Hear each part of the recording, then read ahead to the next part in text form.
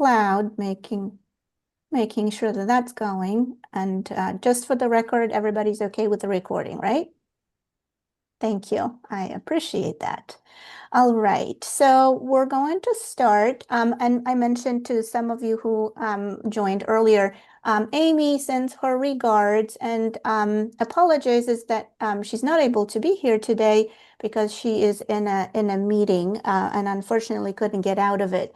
Hi, Chris. But she and I worked together on the plan for today, and today is our last SIG before the end of the year. So on behalf of Amy and myself, I want to thank everybody for your continuous support, for showing up, for participating every time, for being very, very active. And we loved having you every time. And today's topic is really looking back on 2025, the topics that we have covered, and see what have been some of the learnings that we've learned together. What are your takeaways? And I have hopefully some exciting data to share with you as well as part of the presentation, as it relates to career coaching and what can we learn from that as well. So if it's okay with you, without further ado, I am going to start with the script because obviously we have to do that. So today is November 12th. Welcome. Thank you very much for being here. And I would love to, you know me, just a little quick intro, or some of you may not. A career coach, a leadership coach. I've spent 20 plus years in media and entertainment in various roles, specifically in localization. And a couple of years ago, I started transitioning into solopreneurship, and coaching is not, I didn't stumble upon it just by chance. I have always really wanted to do some work, meaningful work with people, help them grow, help them change, help them find their purpose and meaning. So here I am now doing coaching. I took a course at UC Davis last year. And I guess without further ado, I wanted to really thank you again for being here and for allowing us to close out the year with this community. And as I mentioned, Amy and I prepared a little bit of sort of presentation. So I will go back to my screen share and launch my presentation. I have one important question because it says ICFLA meeting. Forget your name. Magda? Yes, it is Magda. Thank you my brain still works. Thanks. Yes, because I'm also a host, so no worries. Thank you, Magda. Yeah, it's not at all, not at all. Magda, yes. Host. I will rename that, and hopefully that helps, right? I'll try to, yes, I'll try to manage the chat as much as I can as well. And so today we're going to be talking about some coaching trends, and the theme is looking backward, moving forward. What that means for us is really looking at the topics that we covered last year, this year, get some learnings from that, and so look at some of the trends. So I collected some data, which I thought might be interesting for this group as well, specifically as it relates to career coaching, and hopefully close out with some interesting thoughts and ideas for your 2026 goals as it relates to career coaching. And I have actually a couple special announcements towards the end. So hopefully this will all go without a hitch. And to start us off, I just wanted to remind us the top topics that we covered this year, which was VUCA framework. We invited Alex Wallish from San Francisco chapter to talk to us about this framework and how it can relate to, specifically these days, our clients experiencing a lot of the volatility of the market, uncertainty, complexity, and ambiguity. Then our next really great speaker was Michael Pope Jr. With his presentation on how to maximize the business development skills. And specifically, he brought his framework, how to be a doer, which means adding daily value to your audience and clients optimizing your digital footprint. So where you are, specifically LinkedIn, I think his input was very, very useful to us. Then executing proven systems and finally reaching out. So how to be a doer. And then last but not least, our presenter extraordinaire, Tiffany, who talked to us about debugging career coaching. So by way of the start, I wanted to sort of, do the rounds here and invite you to share. Just do a little introduction. And I would love to learn about your favorite ice cream, what it says about you, and maybe your sort of biggest takeaways from those topics that we covered. What stood out for you? Have you implemented anything in your practice this year? What have been your challenges or learnings? So if it's okay with you, I would like to invite you to share. And just a question to the group, who would like to go first? Barry, I'm happy to go. All right. Okay, so let's see. Let's start with the ice cream. So I was thinking about this when I was getting ready for my other call. Because first I thought coffee, and I thought, well, I don't really drink coffee. But then I thought, what is it about coffee, ice cream I like? And it's very stimulating, you know. I like stimulating conversations. Also, if I do drink coffee, it's like a little bit of coffee with the milk and sugar. So that's why I like coffee ice cream. I just want to say the VUCA has been, I've known it for years, but this year, maybe the last 6 months-ish, and more so in the each week, each month, that I'm bringing it up with a lot of clients because they're in this, I don't know what the heck's going on place. And part of it is the whole government, but there's all these changes happening and downsize and this change and that change. And so I'll often say, are you familiar with the term VUCA? And probably 8 out of 10 times they'll say no, pretty high. Mm, So I just explain it, might bring something up on the screen, and they're like, oh, wow, there's something that explains what I'm going through. So that's been interesting. I've really noticed it in the last 2 or 3 months because what they say is, there's all this upside down, there's busy, and I don't understand it, what's going on. So I explain it to them, and then maybe I give them a little homework assignment. But that helps them to like identify other. I don't know. I don't know if I'd say this exactly, but they're not crazy. There's something that they can relate to of what's going on. So that's been really, really a great one. Thanks, Magna, and this whole year on the career coaching. It's been wonderful. Thank you. great. Thanks, Barry. Who would you like to pass the baton to? Oh, my friend Cynthia. Hi, Cynthia. Here you go, honey. Well, unfortunately, I missed a number, but I will start with my favorite ice cream since you started there. And it is actually guava ice cream. And I didn't realize I loved it until I was taken out for a belated birthday dinner last night, and they served some at the end for the dessert. And I thought, oh my God, is this heavenly?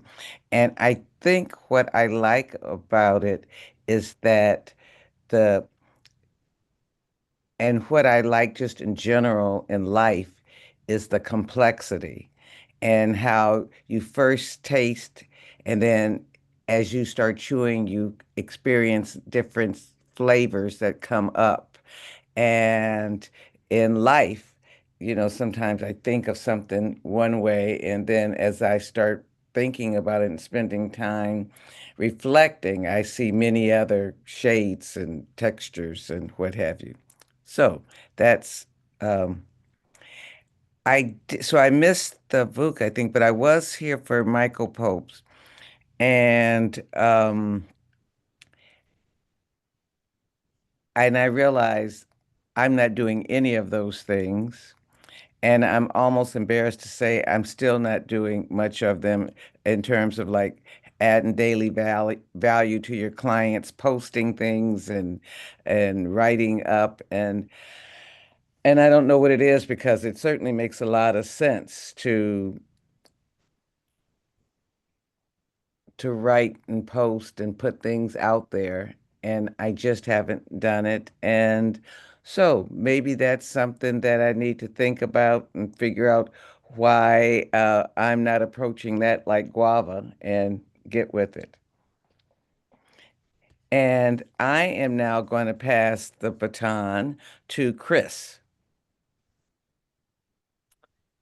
Hey there. I actually had a little technical issue, so I missed the instructions. So it sounds like we're reflecting on something.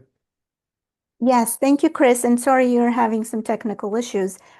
We're doing a little intro and icebreaker, which following Jamie's top icebreaker. What's your favorite ice cream? And what does it say about you? And then if you participated in any of those sessions where we covered these topics or any other session during this year, what stands out for you? What has been an important takeaway? What have you incorporated into your practice or not, as Cynthia shared? So whatever you want to share, and then pass on the baton. Okay. All right. Favorite ice cream. I'm gonna go back to was it Cherry's Garcia? Does anyone remember that? Do they still have that? I haven't had that in a while. Ben and Jerry's, I guess. Anything is fine with me. In terms of the lessons, I mean, it's hard to remember, what I had for breakfast this morning. So I don't know what lessons I've retained, but I'm sure stuff is in there. I mean, I think the overall emphasis on trying to build our business is one of the main reasons I come to these sessions and try to find ways to meet people who I could coach, people I could help, is really helpful. So yeah, anybody who's giving ideas on that, like Cynthia said, if we can incorporate maybe 1% of what they share and what they've learned, I think we're doing pretty good. But try to give myself a little grace on that front. So yeah, should I pass it on to someone else? Please, yes, thank you. All right, how about and who hasn't gone? I guess has Barry gone? All right, Barry Kevin. volunteered first, All right. and we had Cynthia share, and you're the third. All right. How about Kevin? All right, thanks, Chris. My favorite ice cream is mint chocolate chip. It's always been my favorite since I was a kid. And I don't know what that says about me otherwise. I like things that are sweet and also have a few unexpected surprises when you bite into one of those chips. It's always a nice surprise. I've attended a few sessions. Good portion of the things, Magna, that you list here from Michael Pope, I do on a regular basis about adding value to the clients. I try to touch on on a normal day. I probably have 100 messages that go out to different clients. So I do that on a daily basis. So I get several hundred out a week, and I use the LinkedIn Messenger to do that. No selling, just, here's an article. I just finished a book. Have you seen this tool? Here's a great success story, those kind of things. And what I find for getting new clients is as long as you keep them warm, when they have a problem, they'll feel comfortable coming to you. So it's certainly a long sales cycle, but I try to add value, you know, every day. Very impressive. Very impressive. Thank you, Kevin. Before Who? before you pick the next person, may I share something?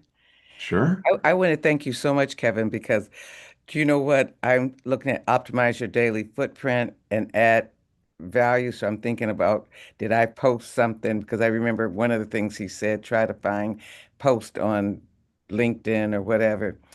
But hearing you, I just want to thank you for that clarification because I do reach out to my clients and send articles and what have you, but I send it directly to the clients that I think will benefit, and I haven't posted. So, Yeah. Well, thanks, Cynthia. I have an automated tool, so it only takes me a couple minutes to send 100 messages. great. Um, Wait, so Can we, I used to do it manually, and I just don't have the hours to send can a we, 100 of them can we daily. ask what you used, Kevin? You can, but I'd have to kill you, Barry, if I told you. Do you Uh, want me to stop recording? um, there's let me ask if anybody wants the tool's not available on the web. you have to be recommended for it. So you have to get it from someone that's been using it. And I've been using the tool for about 8 years. So if anybody would like to have a discussion or learn about the tool, I'll just put my email address in there. So rather than I don't want to get the developer in any That's a clean way of doing it. Thank you so much, yeah, Kevin. sure, my pleasure. Great question too. Thank you, Kevin. Sure. You All please right. put How that about in. and how about we bounce it over to Jamie? Okay. Thanks for playing, everybody. It's always interesting to me when people talk about their ice cream flavors. So there's so many flavors, so little time. I think that one of my favorite flavors is like a salted caramel type of flavor, because like it's a little sweet, it's a little salty. I think that kind of describes my personality. I know I'm relatively new to ICFLA, so I don't know you very well, and y'all don't know me very well yet, but kind of have both sides there. So I wish that I had been at all of these different programs, but I joined in the summer, and I think the only one that I was that I attended out of this SIG, I've attended a lot of others, was the debugging career coaching that Tiffany gave. And I would say that my greatest takeaway from that was just being very impressed at the quality of the programming. And I've seen that play out. I don't know if, I mean, I know I've seen some of you at multiple SIGs. I think I've attended like almost literally every single SIG that's happened in the past like 4 months that I've been a member, other than if I've been traveling. And I am just consistently wowed by the quality of the presentations. I do think, to Chris's point, do think there's a theme that runs through it of different people explaining like their tips and tricks for building up a client base, a client base, which is something that I'm like in the thick of right now, having just left the federal government and been living the VUCA framework. Now I'm in the networking mode, and building up my clientele. So I would say I've tried different tips that different people have provided. Some that Gretchen Heido provided, some that Mary, I'm going to get the pronunciation of her last name, but it's like Cravette, provided. I am sure that I have incorporated some of what Tiffany provided as well. So they've been very, very helpful tips for me in trying to, again, just sort of establish like, what is my specialization or niche? Who am I serving? Who am I targeting? Where else would I like to be? What other organizations would I like to be in? Or what other people would I like to be working with? So I found it all to be really, really helpful. And I will pass the baton to Roland. Hi everyone. So my favorite flavor is coconut, and I was born and raised on the Caribbean side of Guatemala, Central America, between Belize and Honduras. And a lot of our foods are coconut based. So there's this delicious soup with coconut milk, and I'm, so anyway, anything coconut, I'll take it. Um, I think I want to talk about the Michael Pope. I I actually am kind of lucky in the sense that I have a built-in audience because of my extensive network in the nonprofit world. So I have people calling me, and so when I was at this particular presentation, for me, adding value to the clients, to my audience was really critical. Uh, Meaning, and especially because I'm relatively new to coaching, about 10 months, give or take.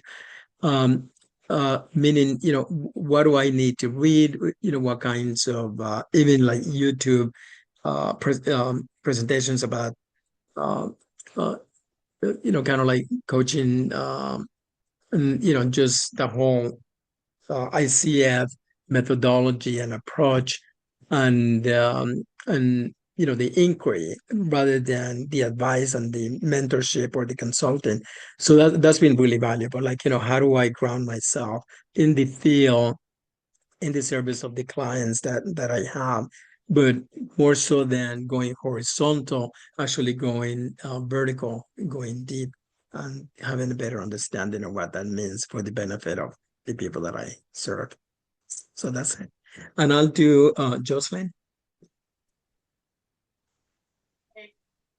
Hi everyone, I'm Jocelyn. So I am a little bit different in the sense that I work full time for an employer where I manage career development and our career coaching services.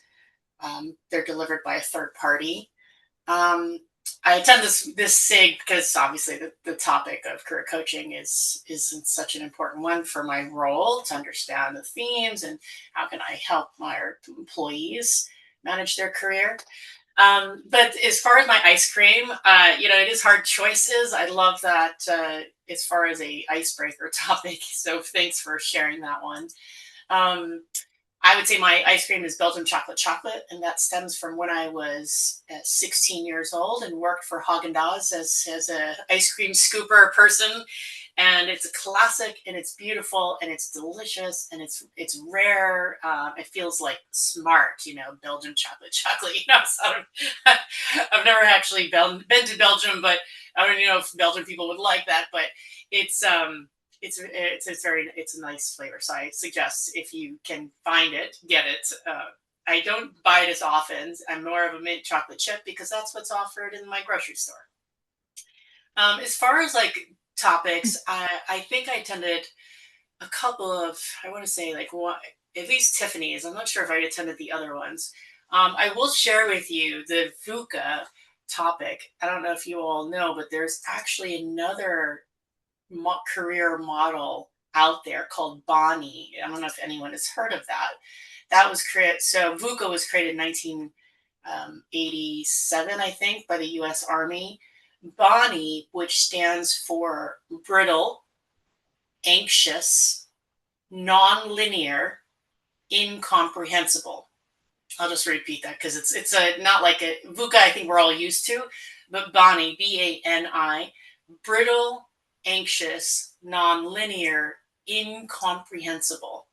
So I feel like it's taking VUCA and kind of like throwing it on steroids or something, just even upping the ante of how volatile our world is, and just the nonlinear and the anxiety that it invokes in so many people. It's incomprehensible because you really can't, fathom.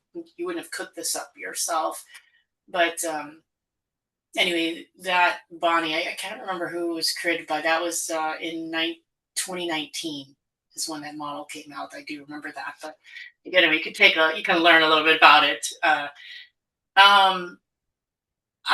Let's see, just reflective on thoughts. Like for me in my world of what I have been working on, just as it relates to some of these topics, in my employer, we had layoffs this year that was significant. Certainly created a lot of disruption. And ironically, I will share that you would think that when people think there's going to be layoffs in the company, that they would reach out to career coaches, right? Let me get ready. Let me get my resume. Let me start networking. And I know, I mean, Jeannie, sounds like you've kind of been in that world, but from my experience at my particular employer, because I manage our career coaching, I would have hoped that we would have more people meeting with career coaches. However, it was actually the opposite. And I don't know if it's because it's like a deer in headlights. Oh my God, I'm so anxious. Let me just focus on the work. Let me just, you're just like in survival mode. Like, so when we think about Luca or Bonnie, you're just like, oh my God, I can't logically plan for what might happen. But maybe some people do, maybe some people don't. But the career, as far as actually reaching out to career coaching as a service, I saw a significant downturn in using the system. So or the resources. So that's kind of disappointing. However, this year I do a lot of workshops. It's all virtual. I don't really have any one particular icebreaker. That's why I was like, I don't know. But I will share one icebreaker that I do is, how are you feeling today? And it's maybe not such an icebreaker, but I follow Mark Brackett. He is a professor at Yale University. He oversees the Center for Emotional Intelligence there. And he just talks about how important emotions are. And he has something called a mood meter.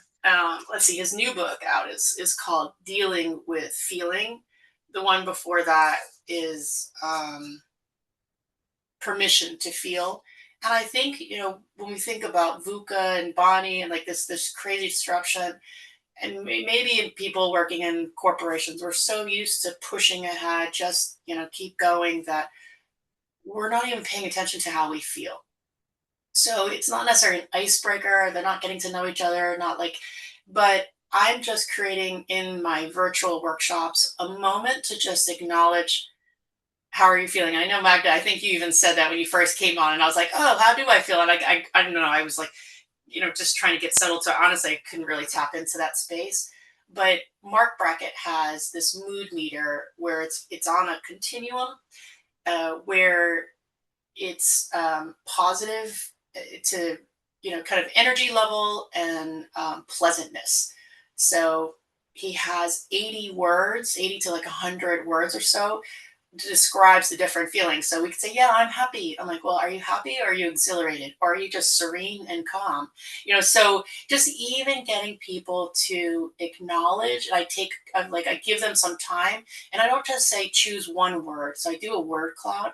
I said, choose like 5 words, because we should, in any given time, we're holding the emotions of, I'm anxious, and I'm excited, I'm a little bit worried, or whatever it may be, or maybe, whatever those are. So I just try to give space so we can acknowledge where we're coming in from, but using a tool so you have something to point to, because most of us just go to the 5 same words, I'm happy, sad, glad, that kind of thing. So it's just having a choice of 80 words on a visual, and you could see from low pleasantness to high pleasantness, and from low energy to high energy.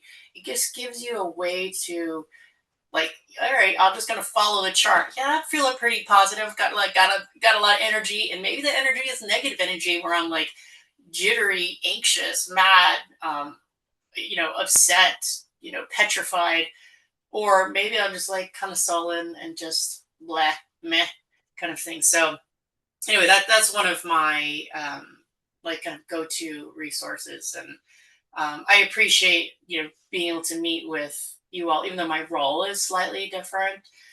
Being like a full-time internal person, I don't have to stress about the business development size, but I do lots of marketing internally to my employees, because they don't just go, hey, well, let me think about my career. They do it when they're feeling the pain point sometimes, but I'm constantly trying to figure out, how do I market to them. Okay, I would say I'll add one more thing. Sorry, I keep going on. You could tell I've got a lot of ideas, even though like my role is slightly different than an external person. One other thing that I have been doing this year is around AI. So I do think this, with the explosion of AI, I think if you are a career coach, or even any kind of coach, we are, we have competition with AI. And, the research shows that some people will gravitate towards AI and like get their needs met. And some will say, no, I want a real person. And some will say somewhere in between.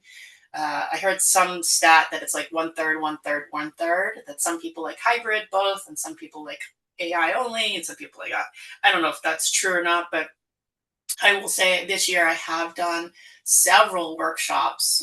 Last week I did a careers skills sprint using AI to help uh, my employees think about different topics like strengths, networking, confidence, values, and possibilities. So I just demoed, and I said, hey, join this, but I don't have a slideshow. You're going to open up AI, and I'm going to help you with some prompts. and you're going to just, use the prompts to help yourself. So I have shifted some of my workshops to be, how can I help you help yourself with AI, since it's so prevalent. And our AI tool that we use internally is Copilot, and so I'm a little bit limited in that I have to show everything using Copilot, whereas we're banned from using other AI tools because from a cybersecurity perspective. But anyway, so that I'll stop there. I know I just shared a whole bunch of stuff, but anyway, thanks for asking this, Magda. Thank you, Jocelyn. I think that's very inspirational and you have a hand up. Yeah, and I think we have one new person, Oh yes, Joanne. I just want to say really like short, two quick things, Jocelyn. Thank you for talking about the human side.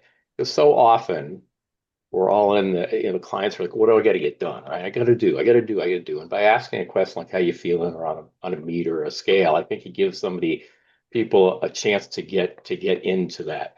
The other thing I want to say is I took a 3-day, 4-day class from Tony Robbins and another fellow on AI, and they had two interesting things that I'd never heard of. One of them was the concept of how things are changing, and they over time, not just with AI, but if you wanted to plow a field back in the mid 1800s, you'd have to do it by hand, and the cart, and the horse, and the wheels, and now you do it with a big machine, and it's all done quickly. So one takeaway I got out of that is, there's all this new technology, AI and stuff. It could be good, it could be bad. It's what do we want to do with it? And that framework helped me go, oh, okay, so things are changing. The other thing, there was somebody that talked. I think it was Arthur Brooks. I'm not sure if that's his name, but he does brain stuff, and it was very interesting. I don't remember which hemisphere this is, but he said, there's a big fancy word for the two hemispheres of the brain, and the right and the left. And what he basically said is one side, I think it was the left, but it doesn't matter, was really good for like AI stuff, and the other side was the human side. And the way he said it was, that's the part that we still have to do, not just as coaches, but as humans. And I go, oh, and so the way they framed it, which gave me a new perspective, is, use the AI stuff to help you on that to-do task list idea thing, and then go be with humans, go out and be with humans. I just thought I just want to throw that out and see if what y'all thought. And I know Joanne is here with us also. Thank you for letting me share. Yeah. Oh, thanks for contributing. Yeah, I see there's two people. I'm sorry, I didn't pay attention. Esbieta, is that how you say her name? Yes. So about my ice creams, it's cookie dough. And for me, it's a bit nostalgic. And I feel that I am like that often. It's also about this playful part in me and finding joy in the simple things. So about the group I'm joining for the first time, I'm often in the different SIGs, and since 2010 when I used to live in LA. So anytime when I can join, I'm joining the ICFLA. And where are you So based right now? I'm currently visiting my parents in Poland, but I'm based in Bhutan. It's changing every 2 years, or so since my last time in LA, I've been in 10 countries. Oh my goodness. A challenge and a blessing. Fantastic.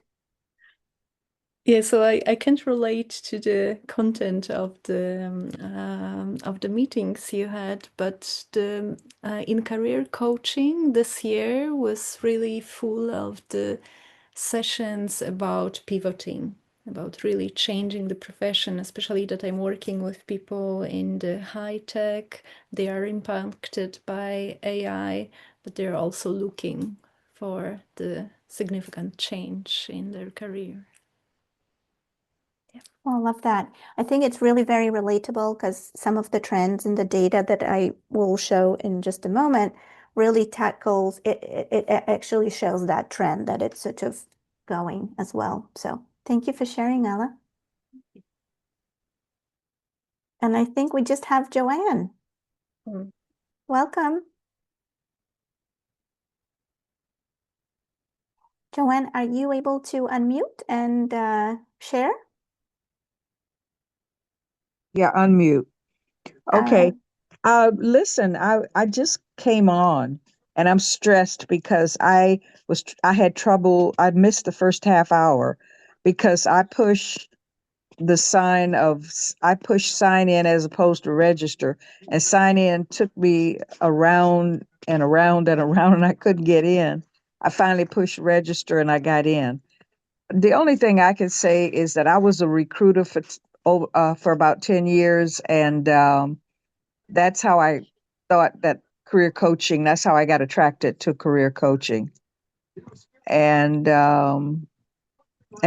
this isn't the first one of your Zooms that I've listened to, but like I said, I'm a little bit stressed because I had a hard time getting in. I missed the first half hour. I'm So sorry, Joanne. that's all I have to say at this time. So welcome.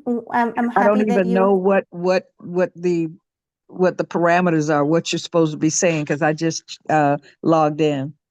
So we're sharing, this is just the first half hour. We're revisiting our 2025 topics for this special interest group that we covered. And I just highlighted 3 top ones that we did, where we had guest speakers with Alex talking about VUCA framework, Michael Pope Jr. Talking about how to be a doer and how to grow your business, and Tiffany talking about debugging career So coaching in general. those things have already happened? Those things have already happened throughout this past so year. I missed all of that. So thank you anyway. But we are also sharing our favorite ice cream flavor and what it does tell about us. Oh, okay. Well, I like strawberry. There are other flavors, but I can pick strawberry off just quickly. Love strawberries too. Uh-huh. Yeah. And whoever the lady was who said Haagen-Dazs is good, it's very good. Chocolate. Was that chocolate, Jocelyn? I thought somebody said strawberry. I don't remember who said strawberry, and somebody said that Haagen-Dazs is good, so I agree with both of those.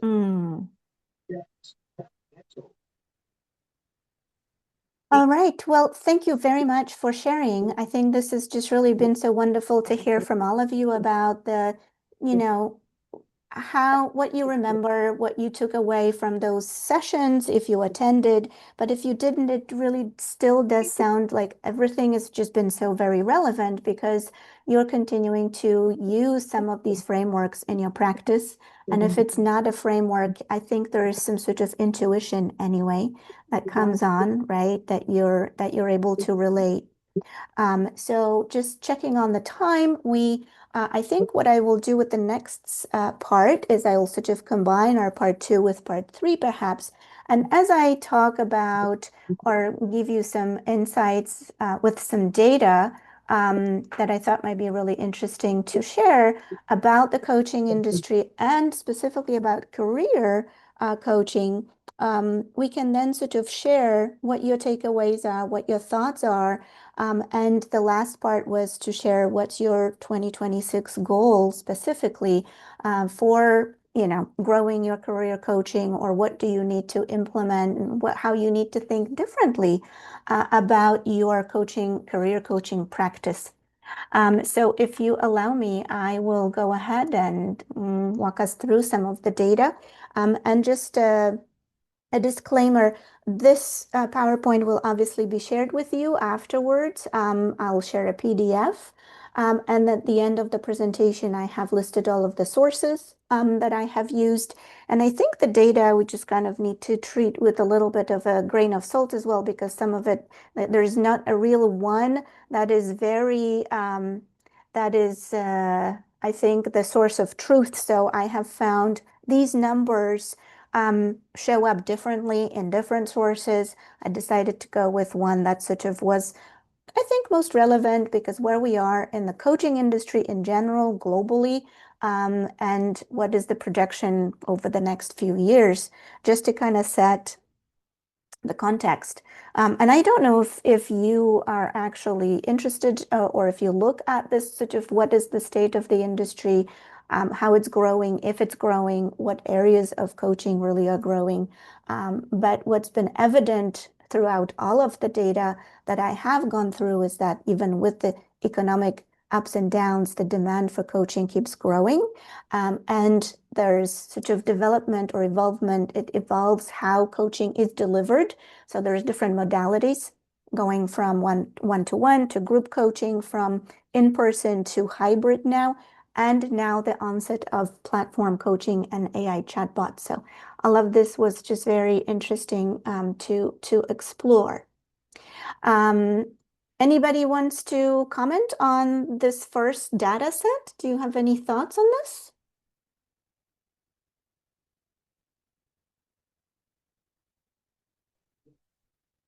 As my friend would say, don't all speak at once.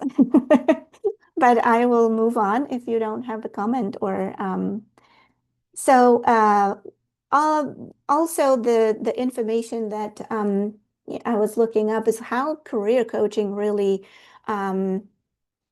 sort of stacks against other types of coaching, right? The topics. So about 15% of the data that I was looking at is career coaching. And so there are different aspects of career coaching, right? Leadership coaching, growth, career pivoting and whatnot, but all of it sort of amounts to about 15% of these various types of coaching. And if you were sort of looking at maybe adding another specialization, looks like sales coaching is very, very popular and takes the top, the cherry on top, with health coaching, wellness coaching, and business coaching. And in business coaching, it's more like leadership from the definition of what I saw. But yes, this is where we stack right now with the career coaching against all the others. Right. Can I ask a question? Yes. Any reactions? I was just curious, at executive coaching, there is a sliver that's more turquoise or aqua. That is life coaching, Cynthia. Thank you for noticing that. Just general term for life coaching.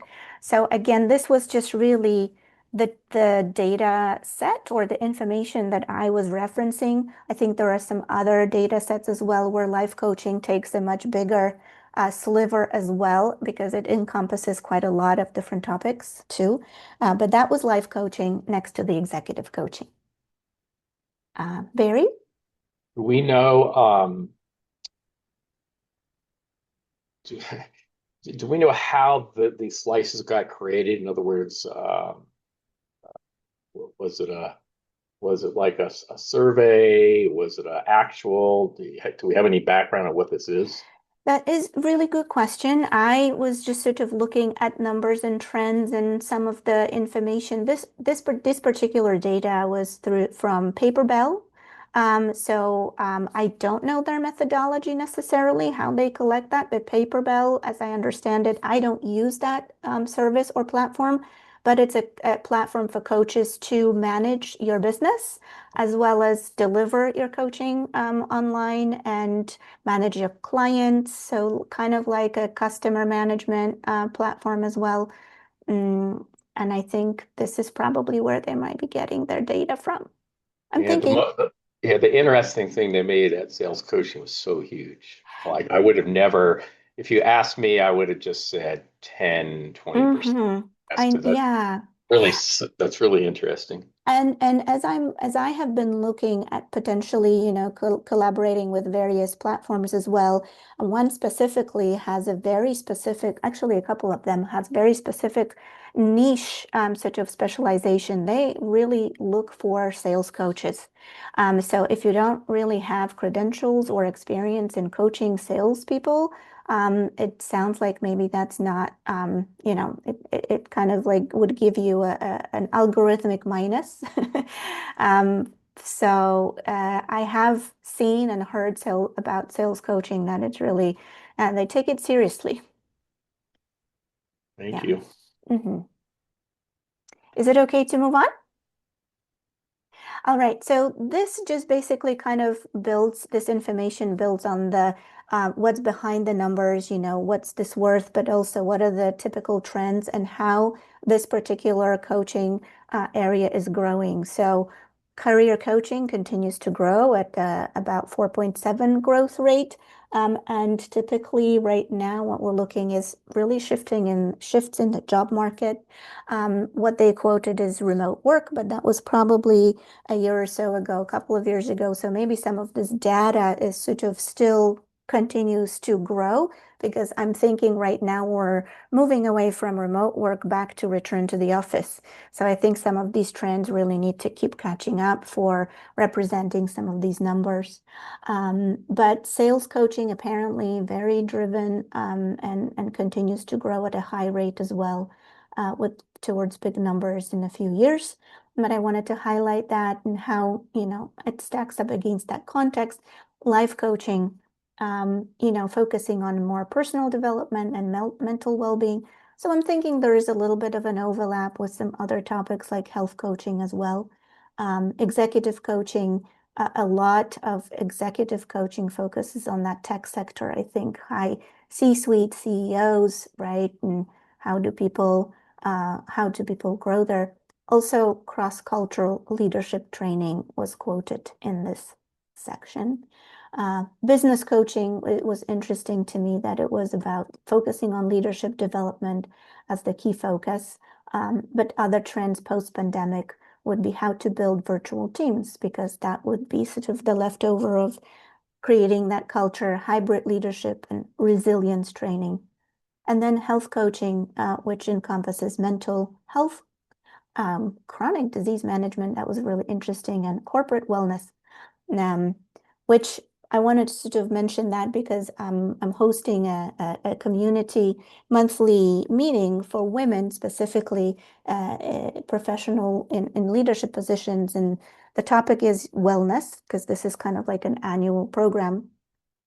And I always find that that people want wellness programs in corporations, but I don't know that people really know how to incorporate that wellness program, but also what is the level of commitment to actually execute on what is the wellness program in a corporation, to be honest, and then also how people individually really are able to implement, some of those wellness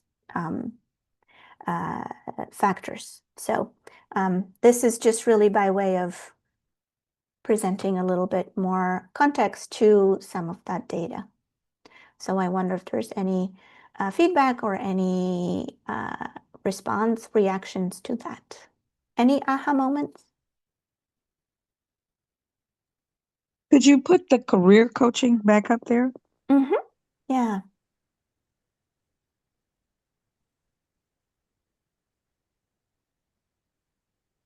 What stands out for you, Joanne? No, I was just trying to see what the subtopics were. Mm-hmm. Shifts in the job market, resume building, and personal branding. Yeah. Interesting. Thank you. I Thank think you so much. no worries. I think on the heels of that, what I also found very interesting, and this was on the website, I quote the sources where I found this information. The Entrepreneurs HQ, that has a lot of statistic around coaching industry, is really saying that if you have a specialization and niche, you're a niche, if you focus on that and really focus on driving the message around it, you have the 30% more chances of growing faster than maybe other competitors who are more focused on sort of general topic or being perceived as generalist coaches. I'm really curious to hear your thoughts on that.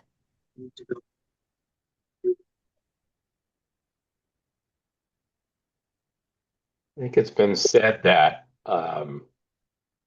if you have a niche and you put yourself as a niche, people will go to you and then say, what else do you have? Where if you don't have a niche, people don't know always who to go to. At least I've heard that way. Mhm. Any thoughts on that?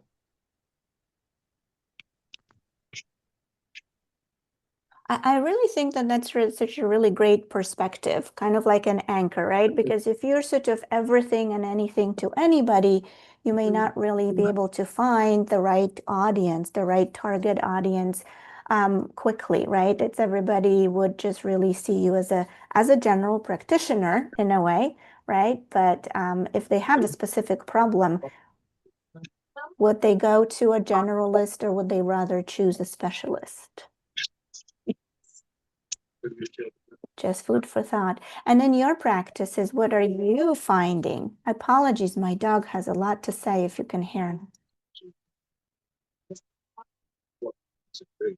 I would say that it makes sense to me that people who specialize may grow their practice faster because I don't know. I think it's my experience that, when people are looking for something, they have something specific in mind, usually that they're actually going to take action. Now that may pivot once they go into coaching and realize that, oh, actually I have more than one thing that I need to work on. But finding that person, I think people like to find the person who can help them with their specific topic. So if you're specializing, I imagine you would stand out. You're distinguished from the generalist, but of course I think everyone's a generalist, so it's just really I think it's a marketing, it's a way to market mostly with some backup knowledge and skills of course too, but I don't know, to me it feels like more of a marketing thing than the actual knowledge. But maybe you were saying with the sales, maybe there is something very specific about sales coaching. I don't know. I'm not familiar with that space. Mhm.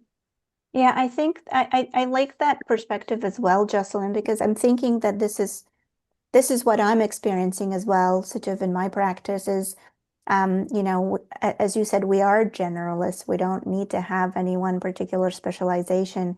But I think for credibility and creating trust with the audience, potential clients, right? You kind of need to have some sort of a hook to have a conversation around a particular problem that they might have, right? So it is a marketing technique, tactic, strategy, so to speak. And to Barry's point, it's like, well, what else can you do, right? Yeah, Jamie, I think you had your hand up first.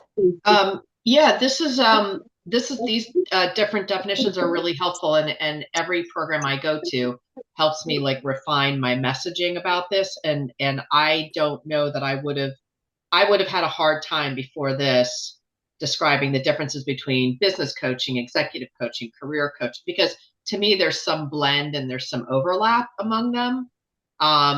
So this is really helpful in helping me define the language that I might want to be using in the future. So thank you for putting these definitions up there. I appreciate it. No worries. And to your point, one of my professors, I remember, and I will quote her as long as I can, she's a leadership and executive coach, but she says, all coaching is life coaching anyway. And I definitely took that to heart. I I think we can all relate. But I think for the purposes of our audience and potential clients, we kind of need to put a label on something, right? For them to be able to relate to it a little bit more. So, Roland. Yeah, so I think that the niche can be interpreted in different ways. So for instance, it could be a niche in terms of an expertise, but it could also be a specific network or specific field.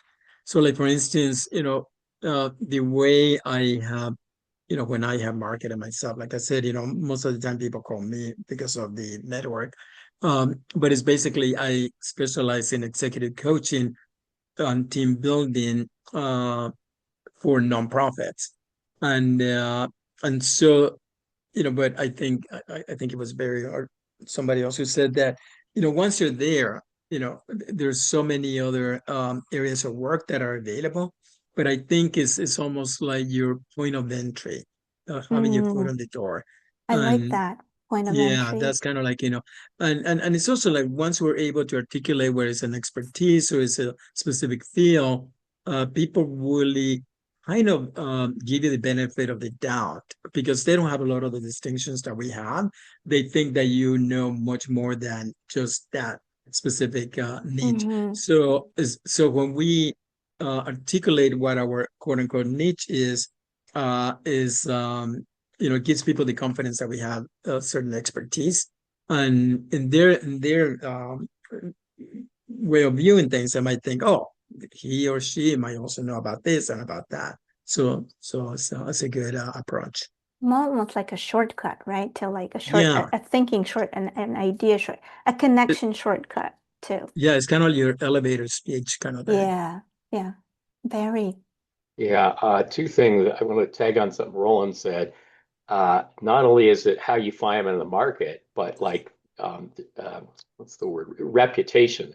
I went in for a flu shot a couple of days ago at the local pharmacy, and I'm expecting the pharmacist to give it because they've always given it. So this nice young guy, and I was like, you know how to do it? Are you old enough? And then, nice guy, he did it. He says, yeah, I've done them. And then later at the end, I see on his badge, certified, I don't know what it's called, certified, whatever. It just because it didn't fit my model. I'm thinking, who's stabbing me with this thing? So anyway, I think not just it for the market, but also, for the not credentials, but there's a word I'm looking for. I don't know what it is. Where do I trust them? Is it okay? Can they do the work? So that was They're legitimate. Are they legitimate? legitimate. That was it. I figured they would be. I just never had somebody else do it other than the pharmacist. They should probably change that. The other thing I want to say about the return to work, I never thought of that as far as a specialty. What I will say is, out of my corporate clients, it's probably the number one or the number two issue. It's between that and the VUCA. Like everything's crazy, but what's in there is we got to return to office. I have a client from Amazon, and he's in the health space, and he's in another, and he said, okay, well, we're going to one of three places in the world. He goes, that doesn't work for my family. That's a really big conversation. People don't know what to do with it, and I think the reason why is they just say you got to do it, and then it's like, oh, now what? So I had never thought about that. Well, two things. One is it's a big topic, and the other is I never thought about that as a way of marketing. Wow, hey, I specialize in having conversations with something like that. It's great. Thank you. You're welcome. Roland. Yeah, just really quickly, I want to say, just because it might seem like it's a niche to us, it's not a niche to the other person. For them, it's their whole life. Like if we said we're health, my niche is health, for them, that might be their whole life. So, just the way people interpret it is very different from the way we might necessarily interpret it. Great conversation. Thank you. I love that. Okay. Is it okay that I move forward? We have a few more slides. These are just 3 top numbers I chose that I felt like were quite interesting of all the data that showed up, looks like, and these are different sources, as you can see, but almost more than 60% of career coaches are navigating clients' job transitions, including layoffs, which is really one of the bigger topics, promotions, career pivots. 58% of career coaches specialize in helping clients that switch industry or reinvent. I think, Ella, you mentioned you have a lot of those clients on your roster. But also an interesting data point was that demand for career coaching specifically has grown over the past couple of years in double digits. And the 22% kind of stood out for me. I won't go over this slide here, but I think as I share it with you, you'll find it interesting. Maybe one point is to call out is, I'm not sure, maybe what you're experiencing in when you're talking to your clients is, what is the major topic when they are looking for either a new role or a new company, or just wanting to switch careers, what I found interesting is that specifically LinkedIn is calling out that more people are now seeking flexible, meaningful work that really aligns with their values. As in, this becomes a trend rather than, a unique consideration for why people make decisions for change in their careers. So I just thought that maybe this landed with me, and I wonder if there's any reaction from you there.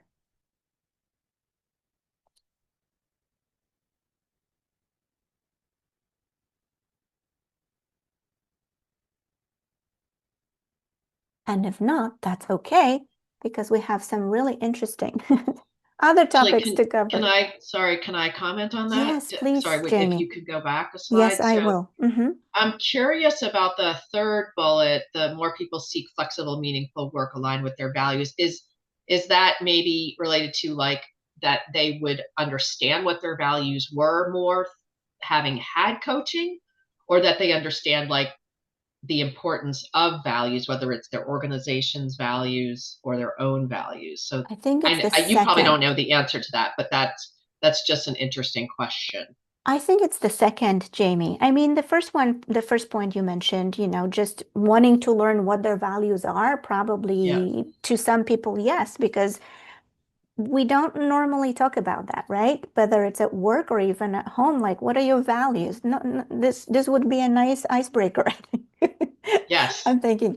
But at the same time, what I'm hearing and what I've read is that people are realizing that, some practices at their workplace don't really align. Like, there's some sort of violation of values. They don't feel good being part of one organization and want to find another place where they will be able to like live those values, where they will be able to align with them, right? Sort of align with their purpose in life as well. So this is the trend that apparently is being noted, that when people are seeking new roles and switching companies or even quitting corporate, they want to find more meaningful work.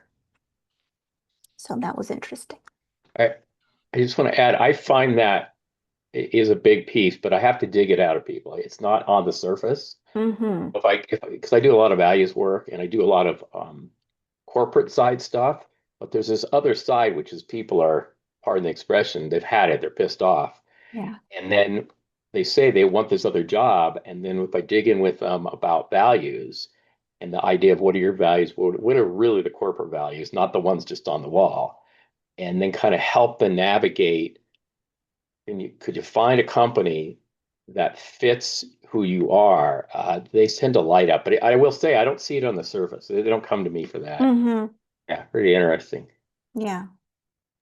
I would agree, Barry. I think that values it's not easy. So I would say, Magda, I don't think it would be a good icebreaker type or like a lighter touch activity, because I just finished actually another book by Susie Welch. Here, actually, I think I have it right here. It's just finished not so long ago. She is a professor at NYU, and she teaches a course called her book is called Becoming You, but she teaches a course to help people understand what their values are and the things we think we know what our values are. I mean, I think we may realize what our values are when we butt up against it. So therefore, like whatever happening is at work, like, oh, I want a remote, job, and I don't want to spend any more time commuting. Therefore, that value is rising to the top. But so you could potentially make decisions, based on when the values bump into each other, but the actual activity of trying to figure out one's values, I think, is a hard one. And I think people need help with that. And I think that's where I think career coaches can help quite a bit to help people unpack that. But it doesn't it's not easily, like, I don't think that most of us can just rattle off our values fairly easily. We may rattle off some things that resonate, like we think are values, but sometimes they're not really values. That would be a surface answer. first Yeah. thing that comes to mind, right? And then Yeah. you start to go deeper, and those exercises, I totally hear what you're saying. It's like, well, what is the exercise that can help you actually find out what is your real value, right? And whether that value is positive and gives you and serves you, or whether that value also limits you in some way and makes your life harder or life choices harder. Yeah. And I would say she has a free, well, there's a free and premium version of her values assessment. I mean, there's other values assessments out there, but the one that she uses called Values Bridge, I think. So, Lovely. you should take a look at it, because you can take the self-assessment and get, like, I think your top 4 or 5 values. Mm-hmm. And she also talks about when your values are in misalignment. Mm. I think that's what is like, oh, well, what do you want to do? What do you want to do about that information? Yeah. So anyway, I think it's such a value, it's such a good thing, but we just don't usually give it enough time and space to process. So, Thank you. Jocelyn, what was the name of that lady or the book that you were talking? Yeah, let me hold it up again. It's called Susie Welch. She is the wife of Jack Welch, who, the former CEO of GE, who's now passed away. But her book is called Becoming You. If you just go Google Susie Welch, you can find her on her site. She has her, I think it's called Values Bridge. I'm going to post it. I found it. Awesome. And you can sign up to create a free account and take the assessment. And you'll get some free version, but then you can also have the premium version where you can get the full report. She also, I think, has a train the trainer type of thing where you can take her how to interpret her score, so you could have it with your clients, I guess. So it's one thing to use if you want Wonderful. a data, based tool. Thank you. Thank you. Thank you, Joanne, for the question. And Barry, thanks so much for putting all the information in the chat. What I'll do is I'll save the chat and share that with you along with the slides as well after the call, so that you can have all that reference available. Thank you, Magda. Thank you. Yeah, you're welcome. All right. So if it's okay, I'm just really checking in on the time. We have another 15 minutes left. So what I would really love to do maybe in the next 10 minutes, just go over top headwinds and sort of do a little bit overview. I don't want to sort of go into much detail right now, but give us an opportunity to discuss what is the challenge, what is the opportunity as well, because what challenge meets opportunity is where magic happens, right? What's challenging? How can we turn it around? So I was wondering if it would be okay with you that we go over, this is our last sort of part of this presentation before I need to close, and then hear your thoughts and share maybe what is your goal for 2026 as it relates to your career coaching practice. That'd be okay with everybody. So 10 minutes, I think we'll just focus on it in the next 10 minutes. So the headwinds that I thought really that stood out in terms of the trends was the AI disruption and price pressure. The market saturation, and we talked about the credibility, Barry, you said, versus, I think, Roland, you mentioned, are you legitimate, right? So that part, I think, also stands out as well, because there are more and more people who call themselves coaches, and there are more and more people who are actually truly getting credentialed as well. So the market saturation continues to really be at the forefront as the coaching industry keeps growing. With the AI, the rapid skills disruption. So I found this data point very interesting, that says more than 10% of professionals that have been hired today have job titles that did not exist in 2000, like AI engineer, head of AI. So in the span of 2 decades, things have actually fundamentally changed, right? So how do we manage this skills disruption target? Anxiety and uncertainty overload. We all talked about VUCA, and apparently the stats are quite staggering. Over 60% of professionals globally feel overwhelmed by the current pace of change at work and uncertainty and volatility. as well as the labor market cooling off with all the layoffs and not that much and no new roles. The demand and the supply does not really align. Right? And just additionally, how do you continue to prove the ROI and demonstrate measurable outcomes to both individual customers and corporate? And then scalability versus personal one-on-ones, the scalability where corporations really want to deliver coaching to more of their people at their lower price point. And then you'll see that the last ones are sources. So yes, just really open conversation. What stands out for you? Are you experiencing any of these headwinds? Is there something that we didn't really touch on here? So if you feel free to add, and I will open up the conversation for everybody. And what's your one goal? Who wants to go first? Chris, I see that you're smiling to me. Yeah, well, you're prompting us to consider the goals, so that's a good thing. So my goal right now is to come up with a good goal for 2026. But one thing I've been contemplating, and it would welcome anyone's input in terms of on the business development side, I've thought about trying to get into some public speaking, webinars, that kind of stuff to find clients. So curious if people have done that, if they've found good ways to do it. So anyway, just a couple thoughts.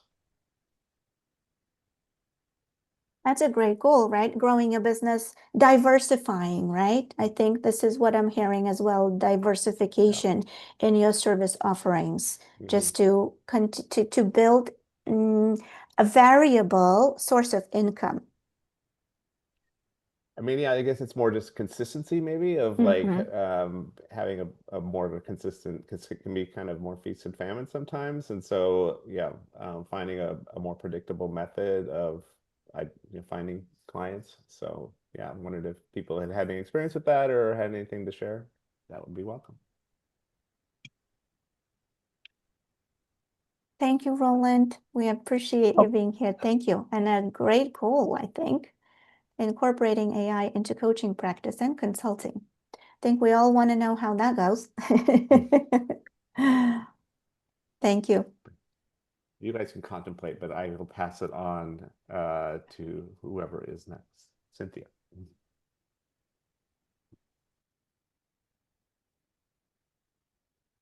Well, this is Joanne. I guess, can you hear me? Yes, yes, Joanna, I see Okay. that you I have your just want hand to, raised. whoever said business development, that's my goal, is to focus on more business development and utilizing more marketing and networking, and also to use my public speaking skills to try to drum up business as well. Are you experiencing any of the headwinds that we talked about that you're thinking could turn into opportunities? Headwinds like what, for example? Just challenges right now that you're feeling in the market, tension. Yeah, some of my sources are not going forward, with hiring. And so if they don't have a lot of hiring, they may not need our skills in career coaching. But, that may have some effect on it anyway. So like that labor market that's cooling off. Exactly. Yeah. Thanks, Joanne. Okay. Cynthia, I know you were called out. And Joanne saved me. I am, and thank you for asking, and thank you for calling on me, Chris. I will come up with something for 2026. And I think that I want to do some cleaning out, and